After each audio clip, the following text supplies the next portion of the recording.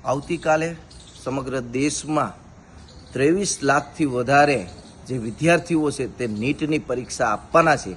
આ નીટની પરીક્ષા યુજી મેડિકલના એડમિશન માટેની જે એન્ટ્રન્સ હોય છે એ નેશનલ ટેસ્ટિંગ એજન્સીને આપવામાં આવી છે। આ નેશનલ ટેસ્ટિંગ એજન્સી ગયા વર્ષે પણ ક્યાંક વિવાદમાં આવી હતી। સમગ્ર દેશમાં એક વિરોધનો સૂર ઉઠ્યો હતો કે આ નીટમાં મોટા પાયે કૌભાંડ થયું હતું અને ઘણા બધા આરોપીઓ પકડાના હતા।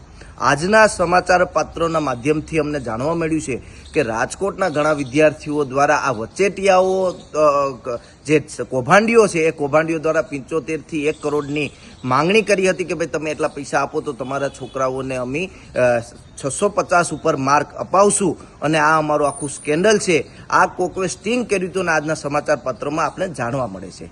સરકાર ક્યાંક કોઈ પણ પરીક્ષા લેવામાં સક્ષમ નથી। વારે વારે સરકારી ભરતીઓના પેપરો લીક થાય છે, વારે વારે નીટના પેપરો લીક થાય છે, પણ સરકાર ક્યાંક નિરપેક્ષક બની અને વારંવાર આ વિદ્યાર્થીઓની મજાક ઉડાવી રહી હોય એવું અમને લાગી રહ્યું છે।